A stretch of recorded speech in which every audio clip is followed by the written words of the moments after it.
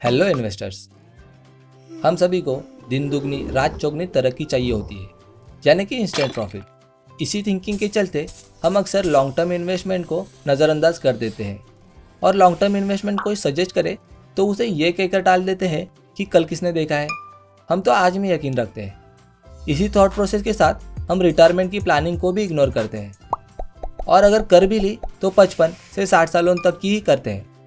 मगर ज़रा सोचिए, तब क्या हो कि आप 90 सालों तक सर्वाइव कर जाओ, तो लाइफ के 30 साल यानी कि 1/3 ऑफ लाइफ के लिए आप फाइनेंशियली दूसरों पर डिपेंडेंट रहोगे, क्योंकि इस एज में आप वर्क भी नहीं कर पाओगे। तो इसी प्रॉब्लम का हमारे पूर्वजों ने एक सोल्यूशन निकाला था कि हम हमारे बच्चों को आज सपोर्ट करेंगे ताकि वो हमें बाद में सपोर्ट करे। मगर हमारे पास आपके लिए इससे भी एक अच्छा ऑप्शन है और उसका नाम है compounding growth. Albert Einstein compounding interest को दुनिया का 8वां अजूबा कहते हैं। तो चलिए कंपाउंडिंग इंटरेस्ट की मैजिक को देखते हैं। पहले हम सिंपल इंटरेस्ट को समझेंगे। सिंपल इंटरेस्ट यानी प्रिंसिपल अमाउंट पर जितना % डिसाइड किया है उतना ही हर साल आपको मिलेगा। यानी 1 लाख इन्वेस्टमेंट पर अगर आप 25% सिंपल इंटरेस्ट कैलकुलेट करोगे तो नेक्स्ट ईयर आपकी इन्वेस्टमेंट 1,25,000 हो जाएगी। उसके अगले साल 1,50,000 और उसके अगले साल 1,75,000 हो जाएगी और सो ऑन। और 20 साल बाद आपकी इन्वेस्टमेंट 6 लाख हो जाएगी। और ऐसा ही 40 सालों तक आप नॉर्मल इंटरेस्ट कैलकुलेट करोगे तो आपकी 1 लाख की इन्वेस्टमेंट 11 लाख की हो जाएगी। मगर 11 लाख की 40 साल बाद की वैल्यू क्या होगी, ये आप भी सोच सकते हो।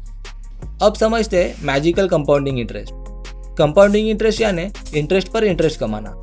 यानी उसी 1 लाख पर आप 25% कंपाउंडिंग इंटरेस्ट कैलकुलेट करते हो तो फर्स्ट ईयर में तो आपको 1 लाख पर 25% इंटरेस्ट मिलेगा। यानी आपकी इन्वेस्टमेंट अमाउंट 1,25,000 हो जाएगी। मगर उसके अगले साल आपको जो इंटरेस्ट मिलेगा वो 1 लाख पर नहीं बल्कि 1,25,000 पर मिलेगा। यानी 1,25,000 के 25% और वो होते हैं 31,250 रुपीज़ इंटरेस्ट और टोटल होगी 1,56,250 रुपीज़। ऐसा ही अगर 20 सालों तक चला तो वो अमाउंट लगभग 86,73,617 हो जाएगी। तो 20 सालों में ही आप कंपाउंडिंग इंटरेस्ट से सिंपल इंटरेस्ट को अच्छे खासे नंबर से बीट कर दोगे। मगर कंपाउंडिंग इंटरेस्ट का मेन इफेक्ट तो अगले 20 सालों में होने वाला है। 40 सालों बाद 1 लाख की इन्वेस्टमेंट कंपाउंडिंग इंटरेस्ट से लगभग 75 करोड़ 23 लाख तक हो जाती है। अब जरा सोचिए, कहाँ वो सिंपल इंटरेस्ट के 11 लाख रुपए और कहाँ 75 करोड़ 23 लाख। है ना ये एक मैजिक। कंपाउंडिंग इंटरेस्ट का इफेक्ट शुरुआती सालों में नहीं दिखाई देता, मगर लॉन्ग टर्म में ये एक बड़ा डिफरेंस क्रिएट करता है। वॉरेन बफेट जी की नेटवर्थ खुद इसका एक बड़ा एग्जांपल है। उन्होंने अपनी इन्वेस्टमेंट पर रफली 22% कंपाउंडेड इंटरेस्ट कमाया। 11 साल की एज में उन्होंने $5,000 की इन्वेस्टमेंट से शुरुआत की थी। जब वो 53 ईयर्स के थे तब उनकी नेटवर्थ 376 मिलियन की थी और 87 ईयर्स की एज तक उनकी नेटवर्थ 85 बिलियन की थी।